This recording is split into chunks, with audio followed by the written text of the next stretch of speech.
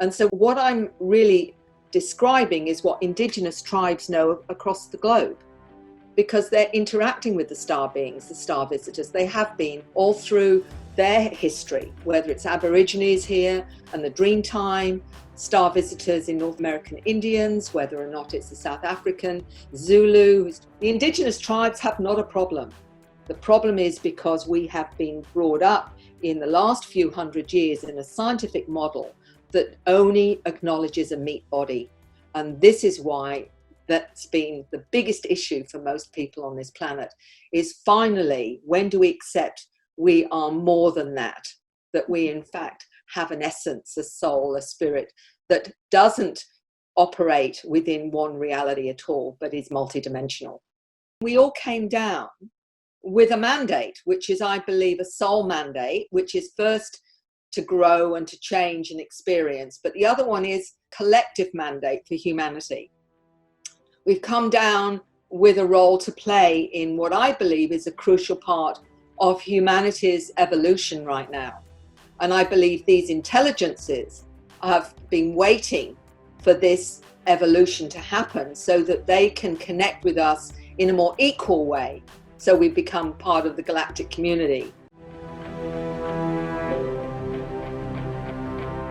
Hello, this is Dr. Edith Ubuntu Chan. Welcome to the Dr. E Show, a show exploring the frontiers of our human possibilities in areas like health and wellness, science and spirituality, quantum biology, and conscious living, so that together we can awaken the best of ourselves and create our most joyful and fulfilling lives.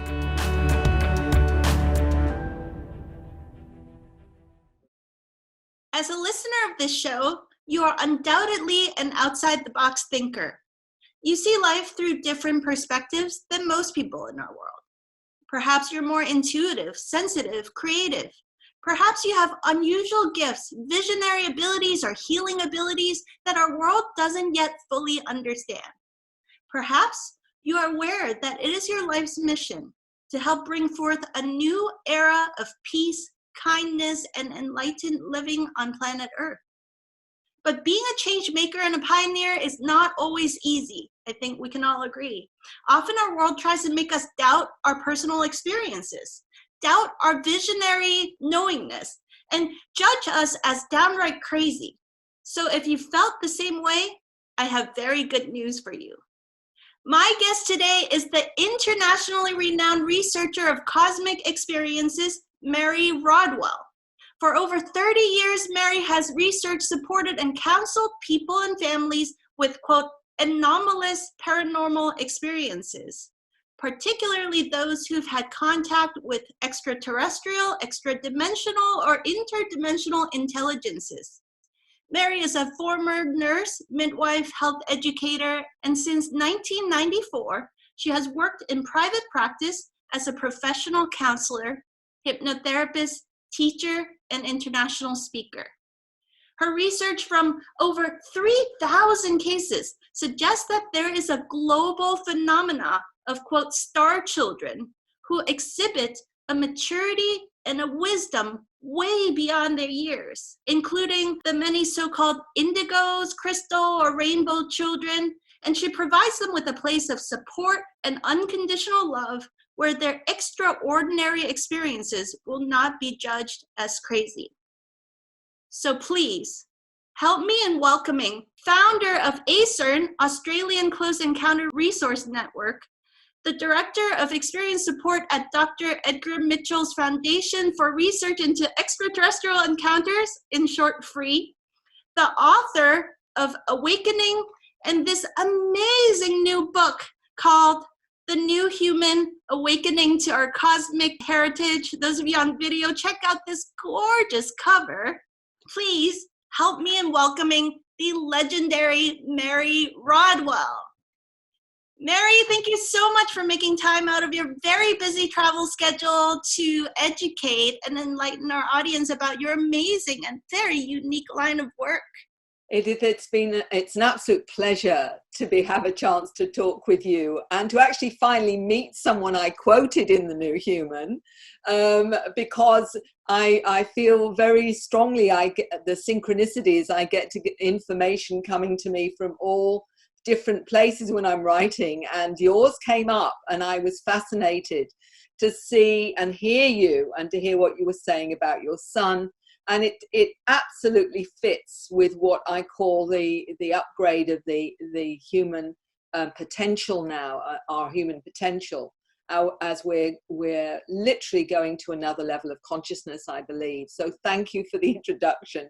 I'm not sure I'm amazing, but anyway, we'll leave that one. Well, I feel divinely guided to follow your work over a number of years, but also just recently, I was blown away by the beautiful interview you did with my friend Mas Sajadi. It was a 2-part interview that was just so grounding, and it really spoke. You're so level-headed and professional and kind and compassionate in how you deliver this information that, I think whatever intelligence is behind this, they picked the right messenger for this kind of work, because it is seemingly something so far out there, but yet you have such a grounding, level-headed approach to this body of work. And so I've just felt guided to read your book, and I literally exploded in joy to see my name on page 17. That just so hugely honored to be quoted and to be supporting your work. And so I had to call you up. So I'd love if you could please let our audience know, how does a very conventionally trained nurse, midwife, counselor fall into this line of work? Can you take us on that journey? I'll make it brief.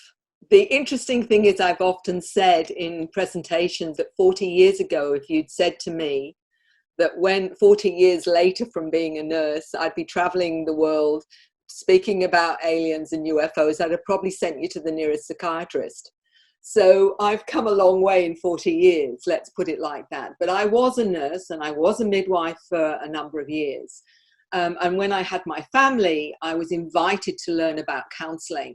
And I ended up being quite moved by what counselling can do, because I realised prevention is better than cure. When you're working with someone's emotions and you realize that disease often comes from unhappiness, from stress, from all these things that you know about as a healer. And I thought, well, I prefer to do prevention rather than cure. And what I also learned was the range of human experience. I worked in a medical practice for nearly 5 years, and I got everything from grief and bereavement right through to everyday issues, for example.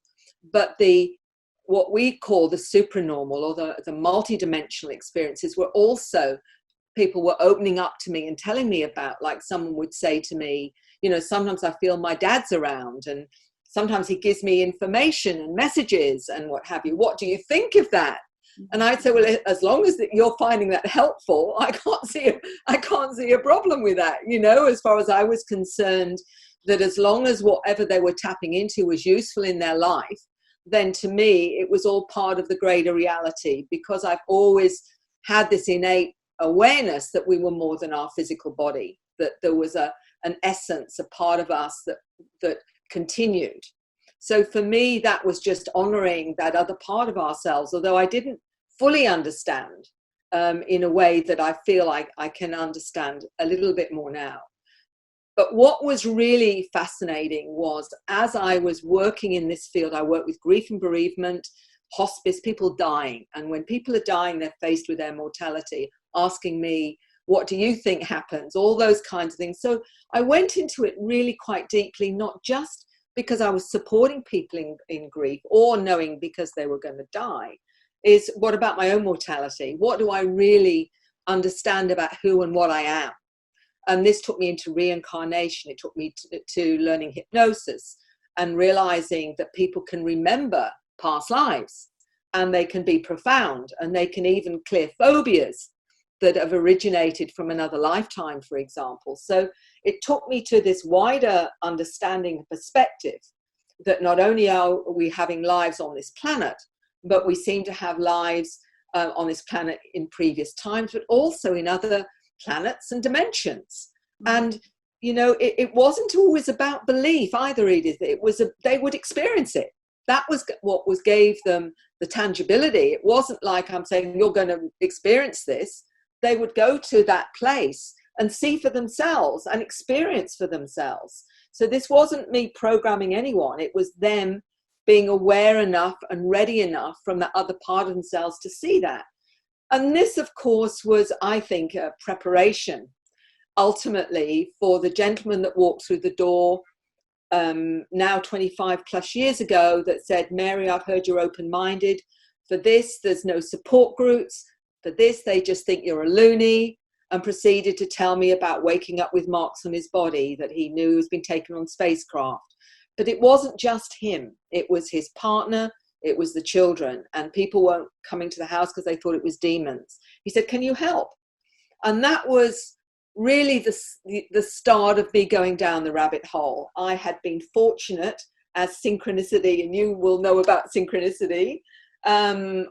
Only a few weeks prior to that, I'd read the book by Dr. John Mack, the Harvard psychiatrist who wrote Abduction, Human Encounters with Aliens, who had come in as a skeptic and had done all the psychological testing and discovered that there was nothing psychologically wrong, and he believed it was real. And then, of course, Whitley Strieber's book, Communion, which was his first book about his own experiences. So fortunately, I had a bit of an understanding that this could be a reality, but I didn't know any more than that. But what was fascinating to me, the more I looked into it, 2 weeks later, somebody else walks through the door with the same kind of experiences. And then I meet a social worker that's having experiences. And it's like this constant opening of doors with people coming to me. And I suddenly realized this wasn't rare at all. This was actually a lot more common than I'd ever believed. And because of that, I made the conscious choice that where do people go? They're afraid to go often to professionals because they're afraid, well, am I crazy? And if I'm crazy, well, I'm going to be medicated or whatever, or maybe I'm not crazy. This was the big dilemma. So two things came to me as part of this. And one of them was, what can I do to help? That's what I do. There's no one else out there doing this for whatever reason. Maybe I need to. And I created the Australian Close Encounter Resource Network. But I wanted something where people felt safe, where it was professional, where they could feel they could share without judgment, all the things that you do in counselling. You provide the safe space, and you honour their understanding and their experiences in the same way any counselling model called, Rogerian counselling, all of those. That was my baseline, but I expanded it maybe a bit more than usual. But it was the same model. But not only that, it was, and that was why I wrote the book Awakening, was where do you go? Don't know, too scared. So I provided what I call a book that was a process, saying, how do I know this is real? What do I do about the fear? What do I do about whether or not I've got implants or whatever?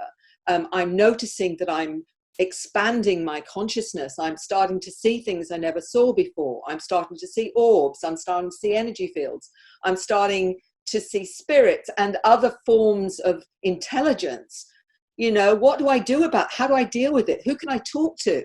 And many are afraid to talk even to their family and friends, because even though they may be honoring, they're also a bit scared by it and may not want to hear too much about it. So the isolation and the fear of being different, the fear of being crazy, all those things became very obvious to me. So that was why I wrote Awakening, was to give people a map to find their way through. But what I also was noticing was how common it was, that this was not just an isolated case here and there, that it was going through family lines. It was going, I was noticing that someone would come to me and I'd say to them, has any of your other family, your siblings or mum and dad or grandparents, were they a bit different? Did they ever look as though they, were more sensitive, more intuitive, more, oh yes, granddad was always into UFOs, or mum was a bit, clairvoyant, and we always thought she was a little bit crazy. And there are your family lines right away. Okay, one or both. So you could see the family lines, and then it was, okay, they may have interpreted it differently. Often those in older generations were considered a bit strange, a bit weird, or even crazy.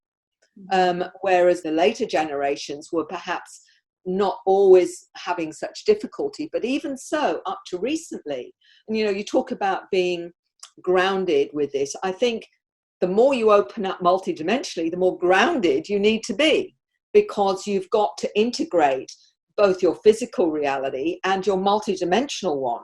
And most people will honor that they have intuition, or they may see things other people can't see. This is very much our human condition. The only problem is that most of us in the Western world, not the indigenous world, but the Western world, are programmed into a reality that says you can't see that. That's not allowed. You can't see spirits, you can't see energy fields, because that's not allowed. Unless you can physically sense it with your senses, then it's not real. And so we have this dysfunctional society that is going around dismissing that part of their reality, because that's crazy, isn't it? Other people don't see it. Therefore, I must be crazy. And if I talk about it, I must be crazy. So I'm not going to say anything. So we go round with a Western society that I believe is schizophrenic, because they've got the 3D reality that is the only one they're allowed to have. They've got this other reality, but nobody ever talks about, I'm not going to talk about that. I can't say that I'm seeing an elephant when nobody else is seeing an elephant. So the only time they start to come out of that box is when they come and see me, or they start to accept that there are things going on that finally is part of their reality. And that is often when they get in touch with me, because they may see a UFO. They may see, a being in their bedroom. They may start to see more energy around them. They may see auras. They may see orbs of light. They may see beings. And they come to a point where they have to deal with it. It's almost like, now's the time. I've got to work out whether or not I'm crazy, or whether or not this is a reality. Mm-hmm. And the fascinating thing is, Edith, is that this can happen not just through seeing a UFO. This can happen when somebody has a shamanic experience, for example. They may take ayahuasca and see another reality. They may start to do Reiki, and that opens them up to that greater reality. They may, it might be another kind of healing or whatever that they're doing. They may just meditate and want to expand their spirituality, for example. They may start to have out-of-body experiences or have a near-death experience. So it's not just seeing a bright light in the sky and saying, well, that might be a UFO. This can happen to anyone through a certain life shift, or in terms of what they're exploring in their spirituality. Then they start to open up to their multidimensional reality, which is part of being human and is part of our heritage. And they start to realize they're not only seeing spirits and energy fields, but they're seeing non-human intelligences, and they may be all forms. And, people say to me, what kind of forms? I'm saying, well, you name it and people will see it, from not only, light beings. Some will see angelic beings. Some will see what they call spirit guides, but you'll also see maybe different figures that used to be called the gods, and blue beings, cat and feline beings. You'll see crystalline beings. In fact, as many civilizations as you could possibly imagine them forms are what people can see. And this is children as well as adults and grandparents. It can be a whole range. And as you've mentioned, interdimensional, extradimensional, transdimensional, beings from our future, and possibly others I haven't mentioned here. We don't even know yet about the different types of intelligence or consciousness that we're interacting with them. But until we acknowledge it, we can't start working it out.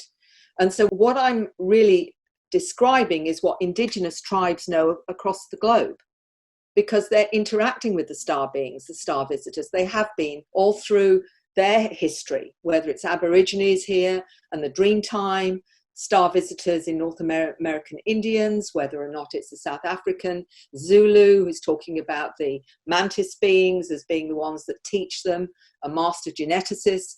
The indigenous tribes have not a problem. The problem is because we have been brought up in the last few hundred years in a scientific model that only acknowledges a meat body. And this is why that's been the biggest issue for most people on this planet, is finally, when do we accept we are more than that, that we in fact have an essence, a soul, a spirit that doesn't operate within one reality at all, but is multidimensional. Wow, that was such a beautiful, brilliant intro. The first question that came to mind is, many of us listening, we are open-minded people, but at the same time, we're also aware that we've been programmed by Hollywood and TV imagery. And the moment we hear UFO, these 3 letters, we think of scary abductions. We think of our body autonomy being violated, implants that we didn't agree to, experiments that we didn't agree to. We get so triggered and we're already feeling traumatized that we can't get past that to really hear the rest of the message. Is there an agenda that is trying to program this kind of fear and trauma into us? And are these justified fears? Or is it just Hollywood programming so we don't question beyond that? It's a very good question, and it's multi-complex in a way. The way that I've come to understand it is, first of all, as I talked about, some people will wake up to the fact they're interacting with these intelligences after a shamanic experience or a near-death experience. So for them, it's not so scary because they've had a different way in.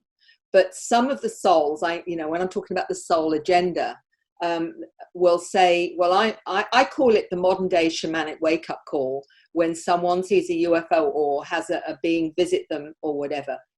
Absolutely terrified, without question terrified.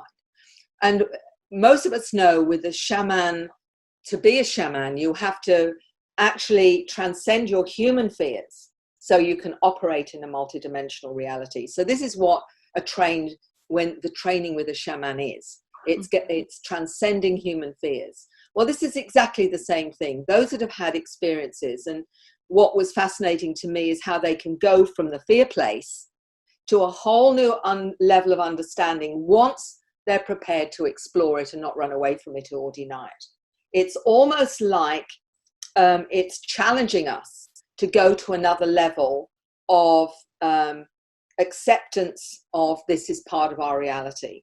Because what have we got to, we're being challenged in our 3D consensus reality only to stay in it, to stay in this 3D senses is the only tangible reality. Once you get challenged out of that, you're facing judgment, you're facing a limited psychology model, for example, and a very limited psychiatric model that says, sorry, as soon as you start getting downloads of information or you're hearing voices or you're seeing things, there's something wrong with you.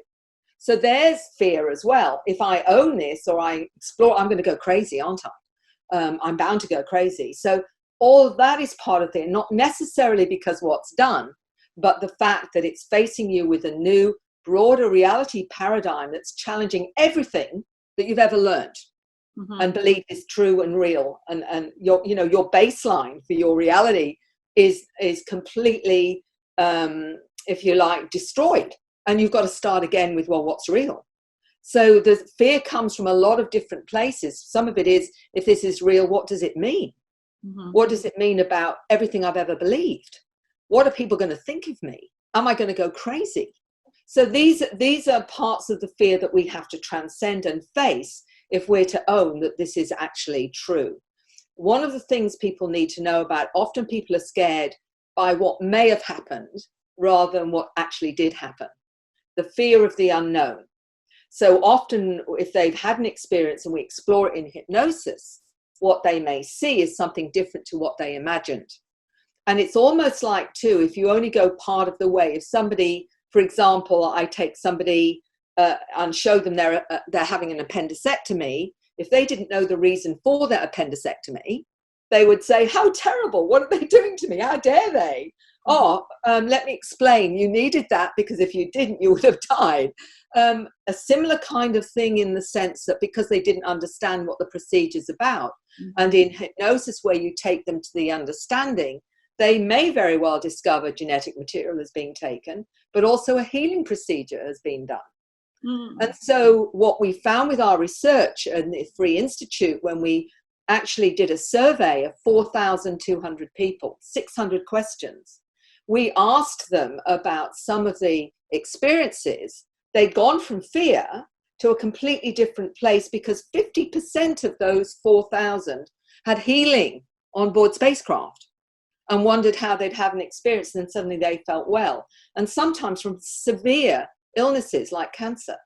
Now that's 50% of those.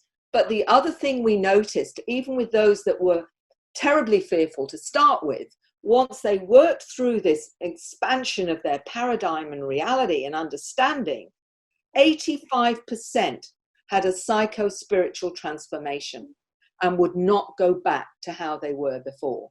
Only 15% were in the fear place afterwards, and that can be related to other things as well. I won't, if I have a chance, I'll mention my lab and other things. So this is the result.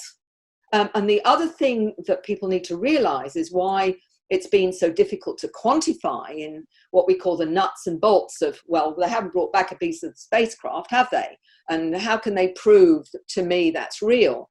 Well, because what we've discovered is that only 25% of those having encounters is in a physical body. The rest of the time, it's out of body. 75% go out of body when they're going on spacecraft or they're going to other places or other dimensions. So it's much harder to quantify that experience in three-dimensional terms when only 25% is physical. But people say, well, how do you know it's real? I'll say, because you don't change and transform after a fantasy and a hallucination. And this is really the reality. And the reality is the information, downloads from science, quantum physics, origin of the species, understanding of free energy. All of these can be downloaded from these intelligences and are not just to adults, but actually to children and teenagers who have talked about their awareness of other realities, an understanding of themselves, their biology, in a completely different kind of a way. But not only that, they start to manifest what I call expressions of contact, which is they may start doing strange scripts. They may start to do strange artwork, not only of the beings, but also what they call artwork that actually activates perception. Many different types of really unique artwork. Also, they may start articulating strange languages we call light languages or star languages, for example. There's others that are downloading frequencies through music and what have you. All of these are activated after contact. And this is why I say, when people say, what is the proof? The proof is in how it transforms lives. And I mean, they often will change their diet, their lifestyle. They become less than materialistic. They may become very ecologically conscious. They may, some of them said to me, Mary, I can't even step on an ant now because everything is conscious, and I am connected to this consciousness now in a way I never believed or understood before. And so these are the things that I focus on, because that's what's come out of this. And when you say, well, I'm not aware I consented to somebody taking me on a board a spacecraft and doing all these things to me. When I take somebody in hypnosis to an event where they are on board craft, they're seeing the beings and they have an interaction with them and a communication. One of the things I'll say to them is this: have you on any level consented to this experience? And they usually say, yes, before I came here as a soul. Now, and then I'd say to them, does that resonate with you? And they'll go, yes, but I didn't realize it was going to be so hard. Or it's been difficult down here, or whatever. So For me, my work isn't about proving anything. My work is providing a space so people can work out and connect the dots to their experiences, their reality, their understanding of themselves, to a place where they can integrate this and become balanced and in harmony with themselves and their multidimensional selves. Wow. Tell us, please paint for us the picture of if we as a society continue to deny these types of experiences, what is the trajectory that we would see for humanity versus if we courageously and fearlessly open to these possibilities, what's the other world that we could create if we completely open to it? Can you weigh the two worlds for us?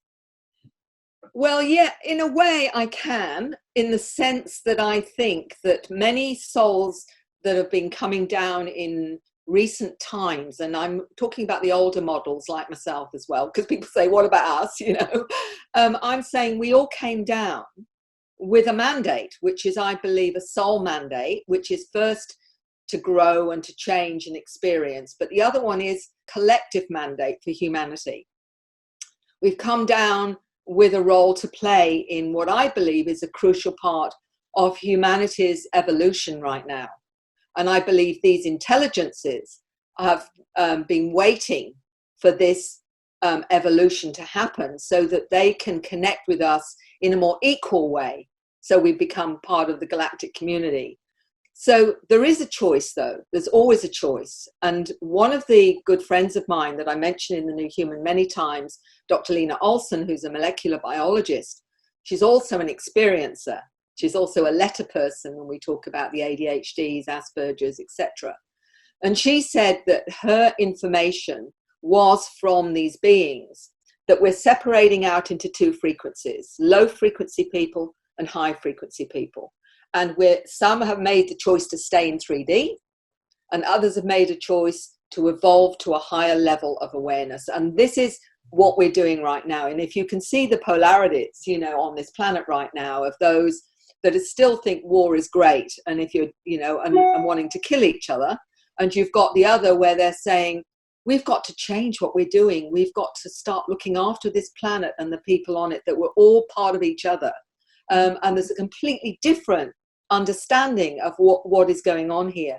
So in a way, I feel that is exactly what's going on, that we've made a choice whether or not we want to evolve as a soul in a human form, because it's this, it's the spirit that inhabits the body, not the other way around, in my view and my understanding. Or we say, well, we're going to stay in this 3D for this lifetime because for whatever reason it's serving that particular soul. Because I can't see it, Edith, in any other way, that we're a soul on a human adventure right now, and we've come in to experience a material world, but also not to lose our essence, which is our consciousness, our connection to each other and to the source of wherever we can, is whatever that source is, you want to call it, the universal source, the collective consciousness, God, whatever name you want to give that source that I believe we're all from.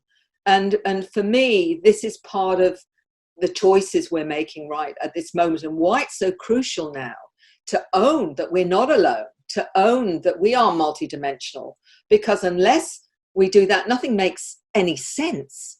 You go around and you think you're seeing reality, but in fact you're looking through one eye and you think you know what it's all about, when we've got two eyes, and one of them is our multidimensional self that is in the quantum reality, that is giving us our intuition, is giving us a sense of who we are, telling us about ourselves. All of that, once you open to that part of yourself, everything else starts to make sense, because you can start also communicating with these intelligence, whether you call them spirit guides, you want to call them your angels, your higher self, your superconscious, doesn't really matter what name you give to that source, but that's the part of you that's accessing all the data that you need to operate healthily on this planet, and to understand yourself and to understand who and what you are.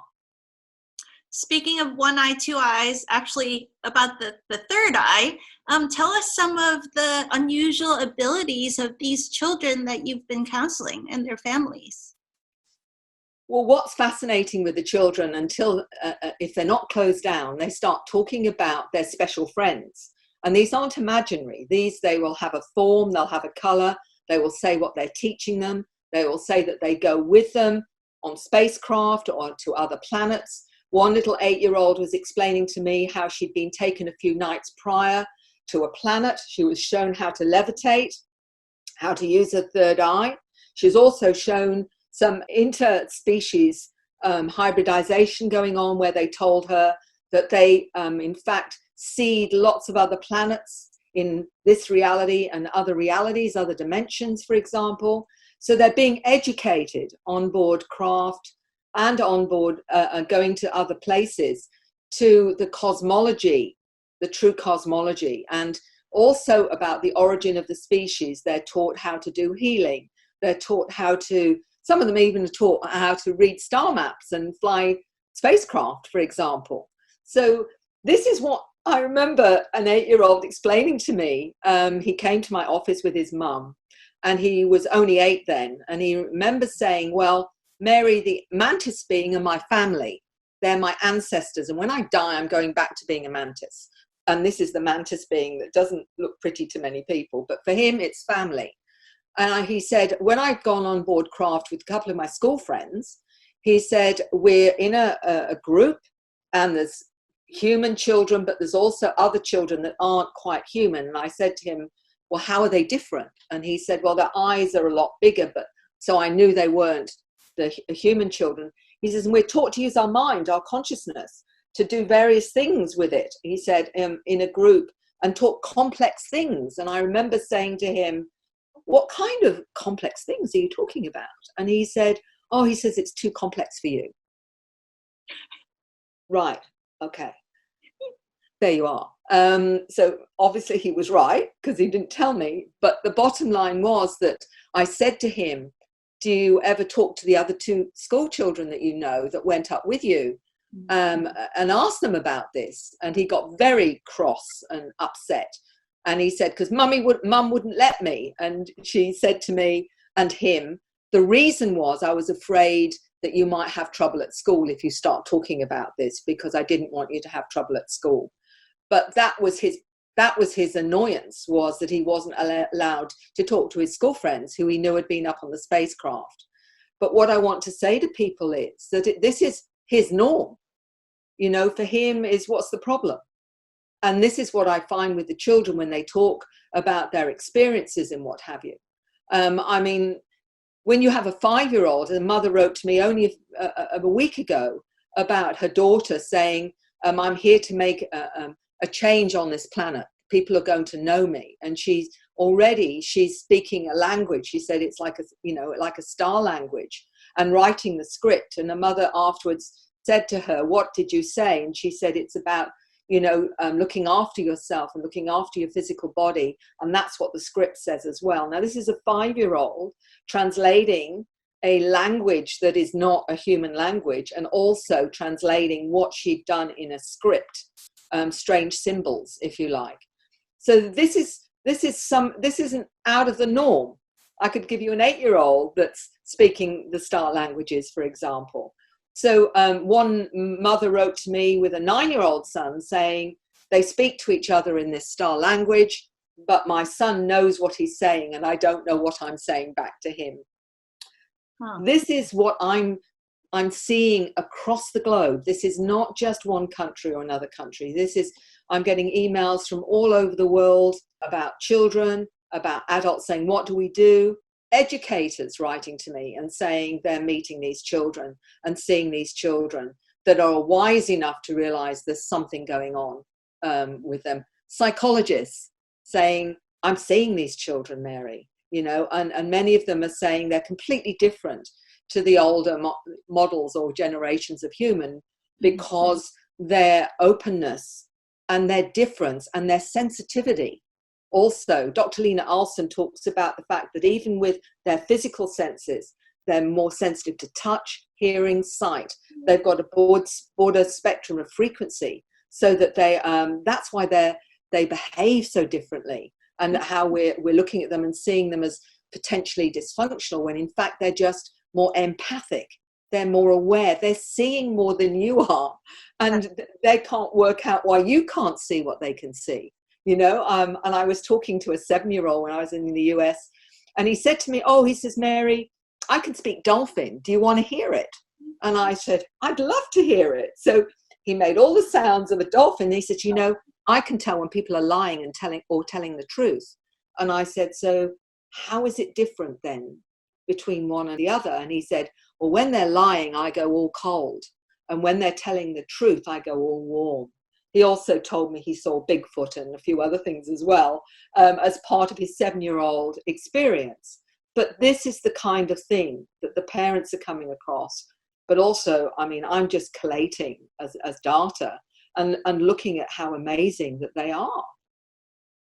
So as a parent myself, as you know, I have a 5-year-old boy who has some interesting stories to tell also, and a brand new newborn who is right here on my pouch. The moment you said, your child gets taken away, I get anxious. Yeah. As a parent, if our children start telling us stories like that, fortunately, my child's stories are about orbs that come here to visit us. And he's never said that he's taken away, that his orbs come here and teach him things and talk with him using their minds. And they play games and they play different, they bring their toys and come play with me at night. That's what he says. Yeah. But what advice do you have for parents of these new children? When to worry and when not to worry? It's a good question, and I get a range of the spectrum from parents that say my child isn't in the least frightened, and talks about going to this school at night where they learn things about space and what have you without any fear whatsoever. And because I've had my own experiences, they will say, I know that they're going to be okay. And they talk about their special friends looking after them, etc. So there is no fear there. There are others that have been fearful. And sometimes that's because the parent is fearful and they will pick that up. And that is then, oh, my mum's scared or my dad's scared, so I must be scared. Not necessarily because something horrible has happened, but because their parents have been fearful for them. So there is that as well. And but there are some that have said that they've been visited by ones that are very loving, but also have been visited by ones that weren't so loving. And then it's what do I do about that? And so I talk to the parents about the choices that the child can make, just like adults that say there are some beings or energies I don't like. There are some that are very positive and loving and what have you. And I said, and this is what you can do. And many of them learn to have boundaries about what's okay and what's not okay for them. So it's teaching people how to manage their multidimensional selves. Mm-hmm. You know, I remember just prior to our talk here that I was talking about a 9-year-old that speaks star language. He also told me that he'd learned to deal with these lower intelligences or entities and how to clear them. He'd been taught how to do that. He wasn't afraid of it. He needed to know about how to do it. And he said, now I go out of body at night and I go to where other children have a hard time and I clear them for them.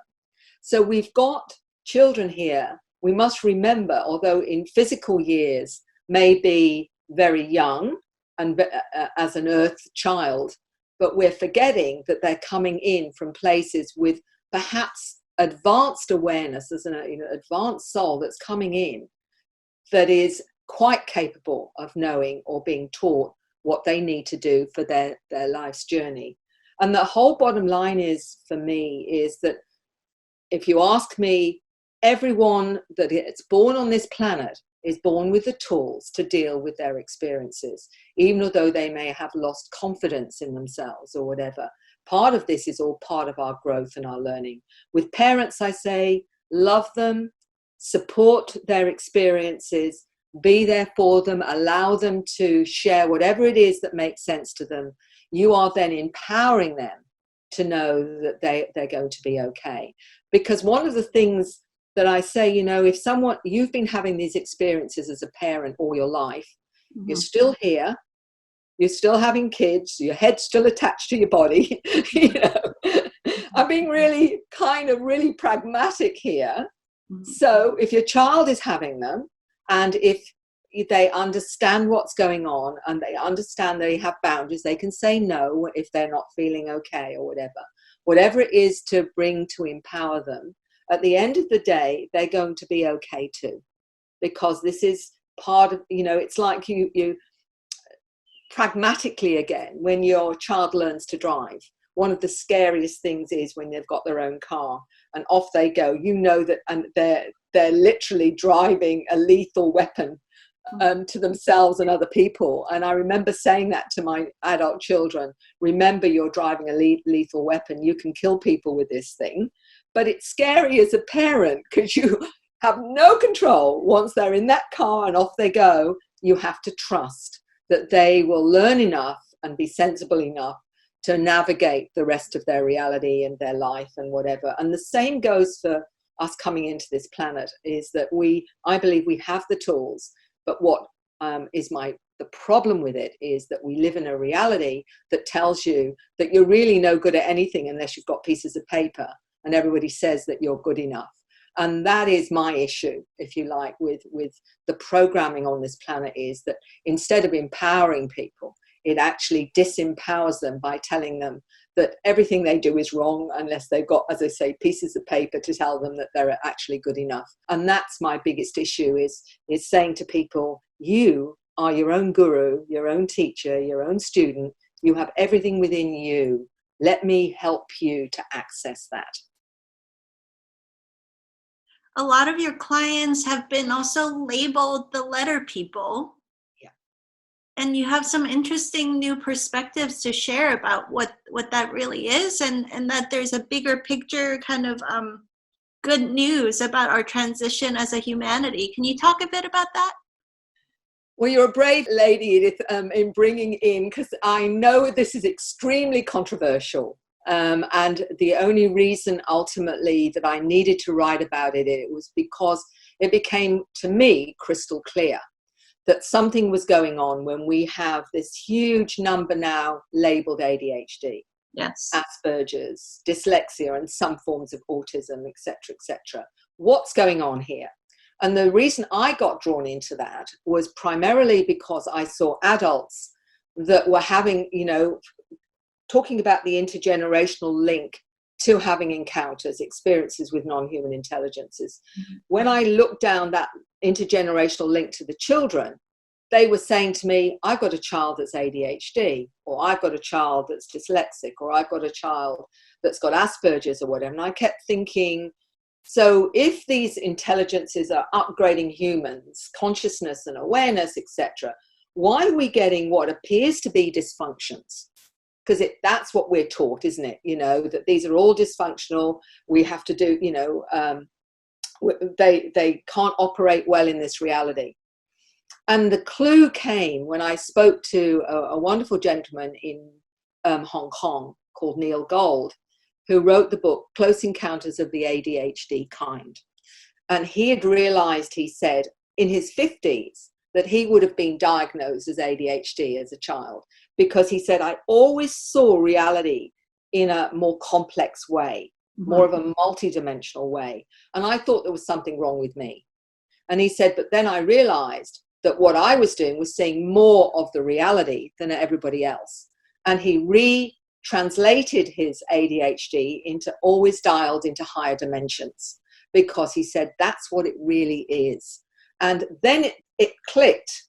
Okay, so if that's the case, the reason children with ADHD struggle with education and what have you is because they're a higher frequency, and they struggle to lower that frequency to be programmed.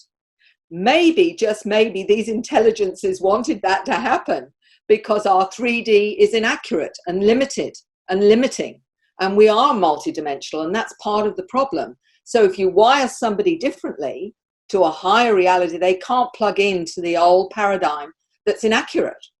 Mm. So for me, it became blindingly clear that they've got attributes that we weren't recognizing. We were just seeing it as a dysfunction, when in fact, if we look at what they're doing and experiencing, it's completely different. And there are ways to help them. As I asked Dr. Lena Olson, call them letter people, because she was one, and she's an experiencer, and she found that they needed more of certain vitamins and minerals, a different kind of diet. All those kinds of things would stabilize that higher frequency, which is what they are and what they're meant to be, which is the new upgrade human. The same goes with those that have Asperger's. They have got a greater sensitivity to a lot of the physical senses as well. And, you know, their stories are really fascinating. What I love about Asperger's, and again, I'm looking at what are they teaching us? And with an Asperger's, they say, oh, they're not very good at socializing. Mm-hmm. And it was an Asperger's that came to me that gave me the clue. He said, Mary, it's not true that we can't socialize. With each other, we socialize really well. He says, we just don't have the masks. We don't have that social conditioning that's not authentic. It's not real. We can't be bothered with that because it's not authentic. So they're teaching us to be more authentic and get rid of the masks and to be real and honest. And that's what he was saying to me. And it was, you know, this was, how do you raise consciousness? By reflecting to us where we're dysfunctional. And these children are actually doing exactly that.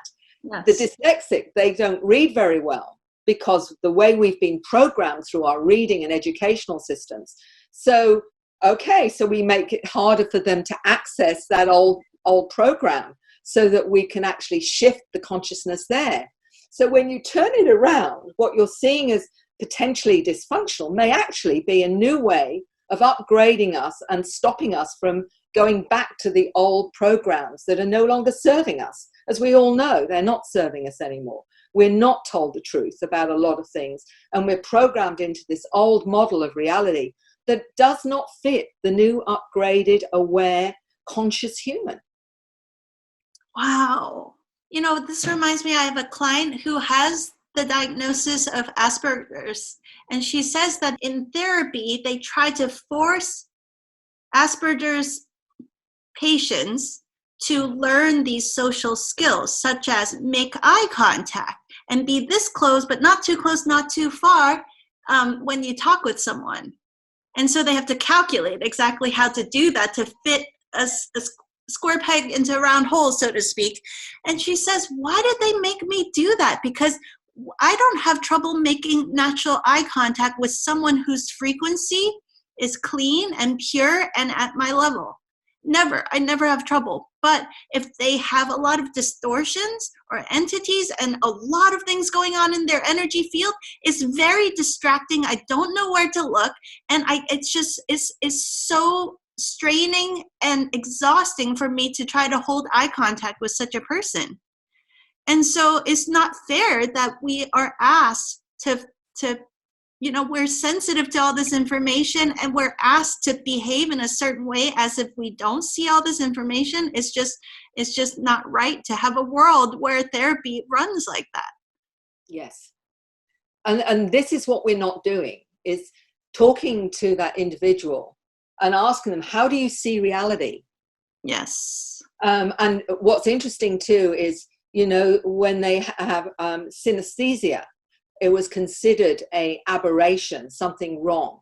Well, I think that when we go multidimensional, synesthesia is going to be the natural way we are. We will not just see a number 5 and see a color and see a form with it and hear a sound with it. It will be a multidimensional bit of information, because that's what synesthesia is. And they're saying, oh, well, you should just see the letter 5.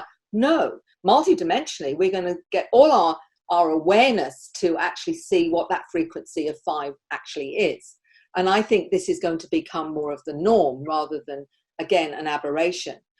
What's interesting about the autistic child, and I'm not talking about the ones that may be instigated through various procedures, but the ones that are born that way. One autistic girl was explaining why she didn't look at somebody else in the eye. Why can't you look at somebody else in the eye? What is the problem with that? And she said, when I look at somebody in the eye, I'm seeing 10,000 images all at the same time. Mm-hmm. And it's overwhelming for me. this is not, you see, this is what I want to say is find out how they're seeing reality. And what is that saying? Is that really a dysfunction, or is it just showing us more of our potential, who and what we are and where we're going, more of our understanding of our multidimensional abilities? As a 9-year-old said to me, Mary, human beings are amazing, but they've got to believe it first. So that's the start, is acknowledging our potential. And once we can acknowledge that, and it's way beyond what anybody ever believes is possible, and probably way beyond that, because we're only just discovering, these children are showing us where we're going. And that's going to be exponential. Because of my interest in these kinds of topics, my husband and I have chosen to homeschool our boy for now, for as long as it works. So we let him direct his schooling. And when he's interested in a topic, we support him with as many resources as we can afford to. And we also take interest and we learn together with him. So he's really taking the lead, and he's teaching us new things all the time. We're kind of like facilitating a learning journey that is completely guided by him. But not everybody out there has the luxury. Like, we work for ourselves, so we can schedule our lives in such a way that this is for now working. What do you imagine in the future if the planet is just covered with these children, which is what my boy has shared with me, that there's just these children are going to blanket the entire earth with their light. And my new baby, during pregnancy, I communicated with her via hypnosis. And she shared that it is because there's enough of us in previous generations that have shifted the entire humanity's consciousness, that a new wave of children like her that have no names, they're not indigos or crystals or rainbows, they have another name that we'll discover later, because we've set up a field in such a way that a whole new generation of a completely different kind of children are now coming through, because it's pure enough. They're not interested in the old karma and drama and all this stuff. They're just interested in building that new reality where the old one is completely obsolete. So what do you envision with these kinds of children would be the education system? Will there be any kind of standard curriculum, or will customized, personalized educational learning journeys be the wave of the future? What do you think? It's a good question. It's one I'm passionate about, and I've talked to educators that I know are very aware of these new children and want a new way for them. The way that I have come to, that I feel initially would be the best way to go, is to provide an environment of love and support for these children to tell us what they most want us to know and learn, so that we can provide for them what it is they need to do what they've come here to do. So it's not about us teaching them, but actually them teaching us, so that we can provide what it is that they will need to do what they've come here to do. And so that will mean a complete openness to whatever unfolds with these children, so that we can know what is best for them. How that will unfold will be a completely new way, because it really means we're going to have to give up, we're the adults, we know best, to the child saying, well, actually, I know why I've come in and what is best for me. I just need you to provide me with. I'll give you an example of that. I was talking to a 9-year-old some years ago when I was talking to his father to start with, and he said to me, can I speak to Mary? He instigated the communication, and I said, so why do you feel you want to speak to me? And he said, well, it's because of your frequency. And then he proceeded to tell me that he was from the planet Orion. He had been a light physicist and worked with time travel technology, and he was coming to this planet to help with a similar kind of understanding here on this planet. He said, but the scientists aren't very bright here. He said the nearest is Nikola Tesla, and he said, but I'm taking it to a whole new level. Now you tell me any school that's going to be able to provide to this boy really the information when even our scientists haven't got a handle on the physics that he talks about. So if you take that as a primary example, all we can do is listen and learn. from these children, and provide what we can when they ask us, in a way that teaches them also how to be human. Because many of them, they'll say it's the first time they've come to this planet. It's very hard being in this density. So part of it is making sure that we help them eat well and look after themselves, and how it works on this planet. That'll be our job as parents and teachers, is to say, this is how it works here. You can't just always do this, this, and this. We actually have to do this, this, and this. So that will be our job, how to be human. But they will be teaching us how to be superhuman. Wow, that's so eloquently put. I often think, because of my communications with my boy prior to his conception, it was clear that my job as his quote-unquote mother is not the conventional thinking of parenthood. I see myself as a cosmic buddy who happens to have come to planet Earth and know a little bit more about the cultures here. So I see myself more as a tour guide, that my job is to show him a fun time and just ask him, hey, what kind of adventure would you like to enjoy while on planet Earth? But I also need to show you that here in this country, we drive on this side of the road and don't cross the street and get run over by a car and so on. My job is to provide for basic safety and give him enough understanding of the culture of planet Earth so he can have a good time and fulfill whatever adventure that he wants to fulfill. Mm. Well, I mean, your son's very lucky. He's got a wonderful parent who understands and has experienced similar things. But not only that, you're very honoring of what he's telling you, and you can understand what's going on for him. And that's what most parents ask me, is what can I do? How can I support? How can I help? And I say the most important is to listen and to love them, and to support whatever it is that lights their fire. And really, that's the main job: nurture, care, love, listen. And you're doing all of that. So no kid cannot help but do well with that kind of environment. Thank you for that. What about you? Have you had some direct contact experiences? Mine has been slightly different. When we talked about doing a spiritual journey and coming to being aware of this going on, mine happened not because I'm aware of ever being on a spacecraft, even though some people have told me they've seen me up there. So it wouldn't surprise me that that's the case. But I learned some years ago in a group where I spent 3 years training multidimensionally, to operate multidimensionally. And so you name it, I sort of learned how to do it. And to me, it was just, all it is a reminder of what we can do in terms of operating multidimensionally. How do you connect to your non-physical world? And intuition, sensing, feeling, knowing is all information. As soon as you start focusing on something, then you're going to get information multidimensionally into the quantum field.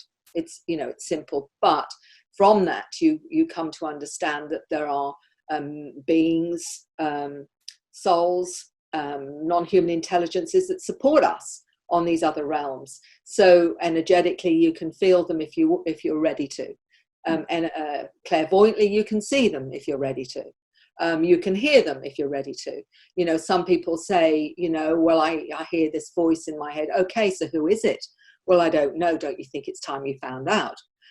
Because ultimately this is their way of starting to connect with you. I mean, I've had certainly experiences where I've called in balls of light and they've appeared. And I mean, I've tested this out. So I'd really like to see a blue one. Can I take a picture of a blue one? Would you? And the next photograph will be a blue one. I actually did a test with a friend and I said, I'm going to see if I can call one in and you can get a picture when I feel it, because I don't see them, but I can feel them. And so I said, come on, guys, do me a favor. I'd really like you to show yourselves or whatever. And when I felt it was there, I asked my friend to take the photograph, and a meter from my hand was a ball of light.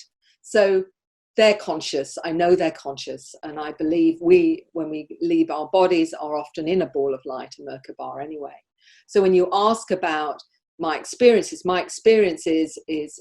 working multidimensionally, that I am aware, I'm supported by what I call my non-human team, and they've shown me their form clairvoyantly. I don't see them physically.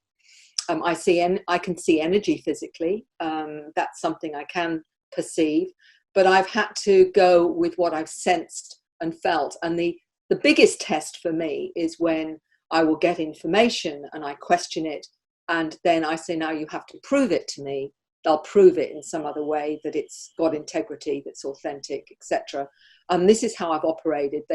I've given them a hard time, should I say, my team, and say, if you tell me that, now you've got to show me that it has integrity or whatever. So when you say, have I done that? I've done it in that way. And I know some of them are from other dimensions or this reality too, but I help people to do exactly that. I say, isn't it time now you met your family? You know, you met the team that support you. This is how you ride the bike. This is where the brakes are. This is how you know it's this, that, and the other. Because most people, well, all people can do it, but it's about a lot of people forget that they have the ability to do it. And what I'm doing is reminding them how to ride the bike that they actually can already ride.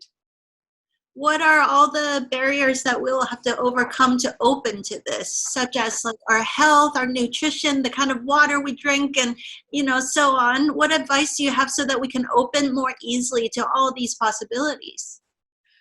Well, a good way is to start meditating is one way to do it, because then you're going within. It does help that if you don't abuse your body, so look after yourself, try to be sensible about your diet. Try and have a balanced diet. The same goes with whether you like a drink or two.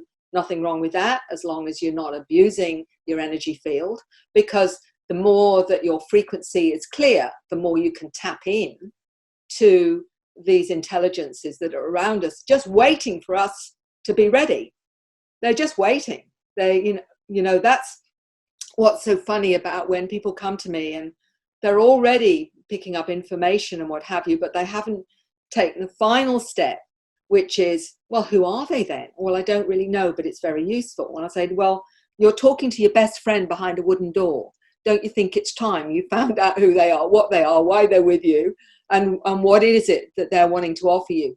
And have a conversation rather than just wait for things to happen. I said, because that's when you're growing up, when you start to be an equal in your relationship with whether or not it's your spirit guides, whether you see them, it doesn't really matter. If your belief system spirit guides, then spirit guides is fine. If your belief system's a bit of both, well, for some people an angel, somebody else it's a light being. It really doesn't matter. It's all in the same box, if you like, of the quantum field. It's how you want to interpret it through your vehicle, how you want to understand it. If you're more religious, you may see Jesus and Mary and angels. For somebody else, it will be a light being, and it might be ascended masters, or it doesn't really matter. It may be, you may think it's all your higher self, super conscious, and it may in fact be all of that. It doesn't really matter. It's how it works for you. How do you want to ride your bike?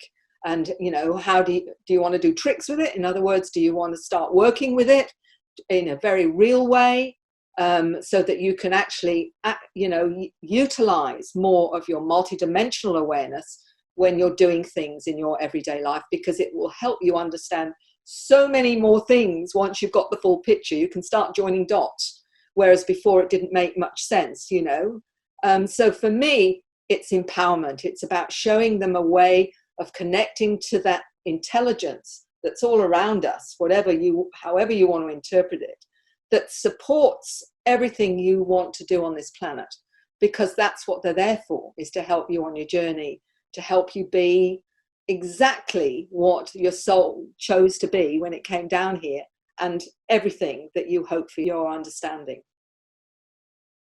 That is so beautiful, and I'm so moved and so grateful for how you've distilled 30 years of information so elegantly into this journey, that I think those of you that are fascinated by this conversation, I cannot recommend highly enough this amazing book that I gobbled up in a few days, and then I immediately started reading it a second time. It's called The New Human: Awakening to Our Cosmic Heritage. Highly recommend this book. Mary, tell us how you work with your clients. What is the form that it takes? You work over Skype or Zoom and do counseling that way? Yes, all of that.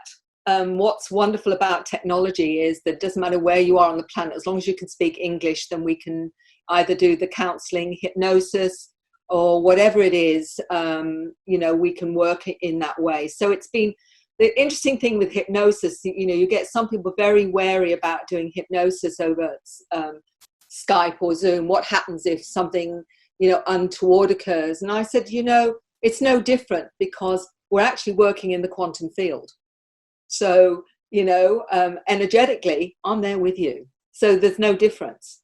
And the interesting thing is, even if Skype or whatever shuts down, it just means they're not hearing anything. So they come back on again and we just take over again. And it's happened a handful of times, but most times it doesn't. There's no way, there's no limits actually to what we can actually do. Even connecting to their team, I do plenty of that. Saying, right, now you're going to see what they want to show you, what they look like. Okay, right, this is what we're going to do. So I can do all of that. The hypnosis I do is not quite your standard. By saying that, you probably guessed, because I work multidimensionally.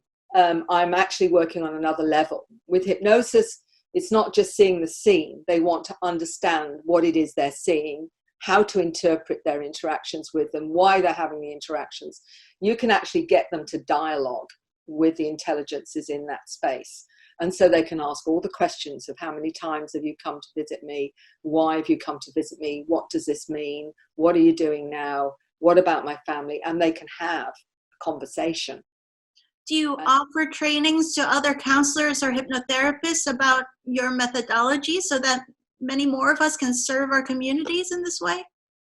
I have only recently started to do that, because it means that the hypnotherapist, I don't train anyone in hypnosis. You've already got to be able to do that. What I'm showing you is how to work multidimensionally. So you have to open up as a hypnotherapist to your multidimensional self, so that when you're taking a client into that frequency, you're with them in that frequency. So you are also getting information which will help you to maximize what needs to happen.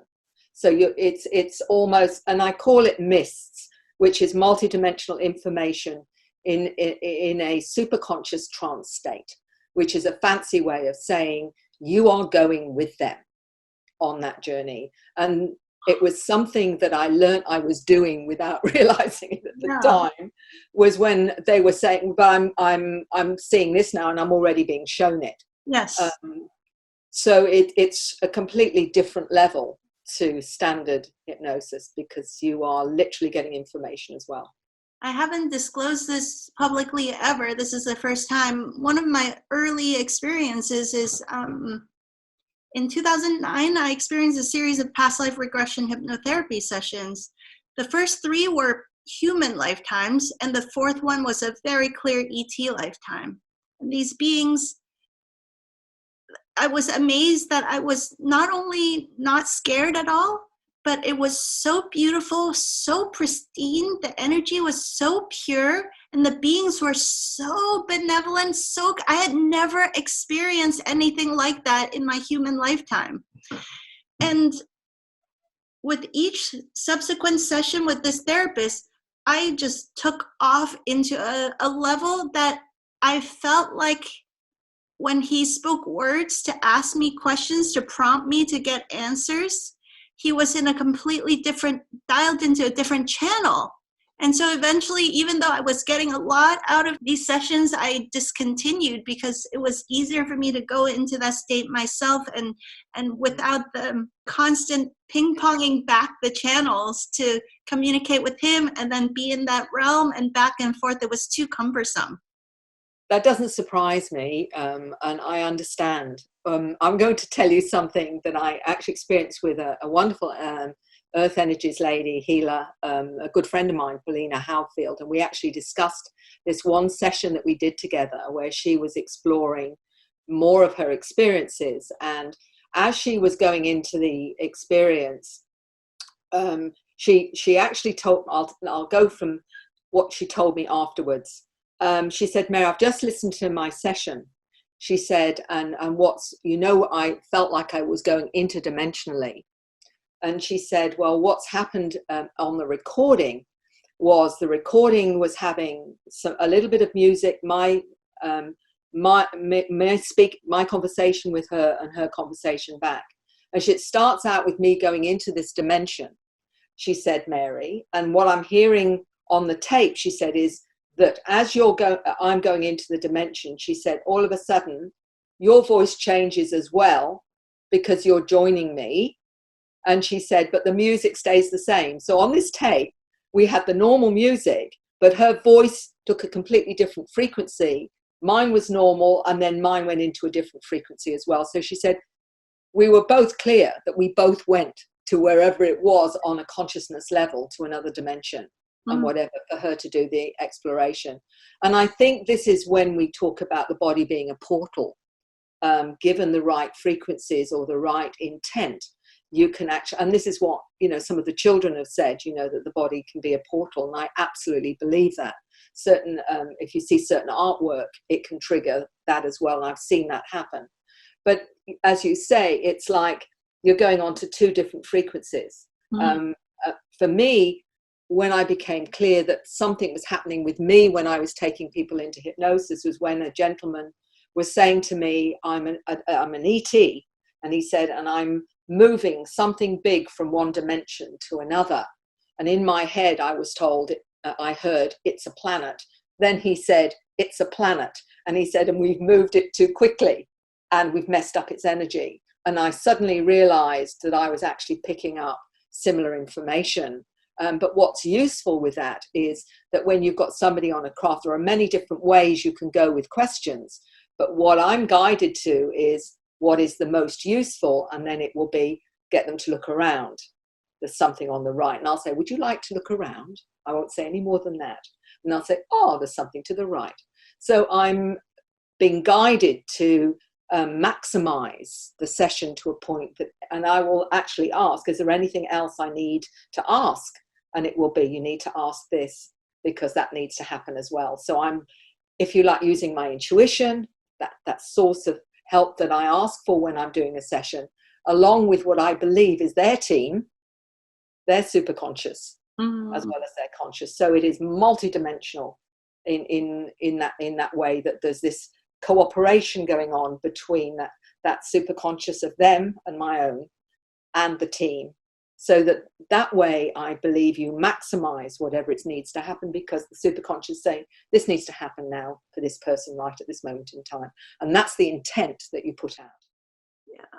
It occurs to me that how you do hypnosis is changing. For me, how I do Chinese medicine has a different frequency. It's still apparently herbal medicine, acupuncture, manuotherapy, lifestyle coaching, but it comes from a different frequency now. The way we do art, the way we do music, the way we operate and interact as humans is all the same, but is tuned into a different channel, a different station, a different frequency. We still communicate, but we communicate multidimensionally. We still do healing, but we tap into all the layers. And that's really the new normal that we're stepping into now. Yes. So I wonder, how can we continue to follow your work and support your work? Tell us your website, social media, and so on. Well, you can get me on Facebook, but also my website is cern.com.au or maryrodwell.com.au. Google me. There's lots of YouTube presentations that give you more insight into my work and my understanding of what's going on the planet right now with everyone. And really, that's it. Just go onto Google and it'll all come up for you anyway. Beautiful. And is there any way we can support your work? What's the best way to support you? Well, if you think that others around you are interested in what our connection to these intelligences are, just share your truth with them. If it resonates with you, the most important thing that needs to happen because of the truth embargo on this is that there are lots of people out there having experiences that don't know who to talk to because they don't feel safe or they don't think it's acceptable. The more you own your truth, the more you give people permission to do the same, because disclosure, I think, is going to happen And it's got to happen through the ground up, because I don't know whether we're going to get the truth for a long time yet. So for me, the greatest gift you can give me is, and all those around me that are having experiences, is to speak your truth, to speak about your own experiences, to give people permission to say they see the elephant. Thank you. If you don't mind me asking, you are in retirement, or I hope it's not too personal to ask, you know, what you do is so unconventional. How do you have stable income and living and all those 3D things taken care of so you can just take these risks? Well, I had a word with my team and I said, look, I'll work for you for the rest of my life as long as I can pay my bills. And there's a little bit left over. I don't need a yacht in the back garden, because I actually can live very simply. I don't need a lot. As you get older, you need less and less. And I don't even need to eat a lot, because I said I don't need to get any bigger than I am. So that's all good. I said, but I do need a little bit left over for the kids in case they're in a muddle and I need to help them out. But I've been very lucky. I mean, I have a pension, but on top of that, I sell books. You know, my books are now in Hungarian and Portuguese, as well as in English, and both are going to be in Japanese very soon as well. I've got some trying the new human into Chinese, another one's translating it into Taiwanese, and I've got one potentially to be translated into German. That brings a little bit in. My sessions bring in a little bit as well, because I do hypnosis. So quite honestly, I don't have an issue or worry. If I'm invited somewhere, they pay my airfare and hotel. Mm-hmm. As you know, as you get older, you need less and less. So it's not like I go and I'm not interested in getting fancy hairdos and I'm not interested. I'm bored by those kinds of things. So for me, what drives me is understanding, is the mystery. And so that feeds everything that I want. You know, I don't think I'd know what to do with lots. I tell you what I would do. If I ever came into lots of dosh, I would open up an awakening center for the kids and for those waking up. If I ever had an opportunity with lots and lots, I would say, right, we're going to have some centers for these children to provide them with what they need. And for those waking up to learning about themselves and wanting to integrate all of this, let's provide a place for them as well. That's what I'd really do if I ever had an opportunity. It would be to provide places for people to go and be supported, and for children to have a whole new way of being helped. That would be probably it. I would love to support in that vision. That's what's needed right now. Well, I've always said an awakening center would be for all the generations, depending on where you're at in terms of your life. You know, I mean, I was talking to a 60-year-old man not so long ago who had rung me up about he said, I've had lots of experiences you'll never understand. And I said, well, look, I'm going to send you a questionnaire. So it's not your standard questionnaire. I said, tell me how you go with it. He rang me the next day in tears. And he said, how do you know about my life? And of course, it had all been relevant to him. And he'd spent 60 years on his own, thinking it was just him. Mm-hmm. And this is why I said to you, I want people to talk about their experiences, because the more you do that, the more you give others the chance to say, I'm one too. Because so many people are afraid of owning what's really going on with them. They're leading double lives, literally. And it's because they're so afraid of judgment. They're so afraid someone's going to think there's something wrong with them. And in fact, they're the new ones. So if I could have places where people could go, that's what I would do. So, Mary, I love so much chatting with you, but I know you're a busy lady and we've gone over time. Thank you for your generous sharing. I'd love to wrap up with the very last question, which is maybe the most important question of all. This show is about tapping into the highest levels of our human possibilities. And this conversation, without a doubt, has been all about that. But if you were to distill 30 years of research with these amazing beings that you've been interacting with, if you were to distill all of that wisdom down into one most important piece of advice, What's the number one most important thing we should know to tap into our highest level of human possibilities? For me, all my work has been about encouraging people to access that awareness, that understanding of the greatest potential of who and what they are and who they really are. I would say to them, just know that you are here. You are here with all the awareness and abilities that you need to live this human life. And please, please give yourself the opportunity to be all that your soul wishes you to be. Mary, thank you so much. I think all of us listening, we're all energy sensitive beings, and we can all feel this immense love that you radiate, the purity of your heart, your intention, and this unwavering dedication of decades and decades of your life to this body of work. It's just hard to find words to express how much gratitude and respect and love I have for you and the mission that you've chosen to carry on in this lifetime. So thank you so, so much for your generous heart and all that you've shared. It has been absolute pleasure, and you've got me mentioning things I don't normally mention, so that must be some real tribute to you. But I want to thank you for being so courageous and brave in sharing everything that you've understood as well. And it's only because of people like yourself that are dedicated to putting this out there in this way that I get the opportunity to do what I do as well. So thank you for everything. Thank you, Mary. This is my boy. You want to say bye? Bye. Bye, gorgeous lad. Bye. Hi, friends. Did you love that interview? If you did, please leave a review and share with all your friends so that many more people can benefit from these game-changing insights. You can also go onto our website, dredithubuntu.com, and subscribe to our newsletter, where you'll receive free trainings and next-level ninja tools that we only share on our newsletter. Together, let's turn your life into a brilliant masterpiece.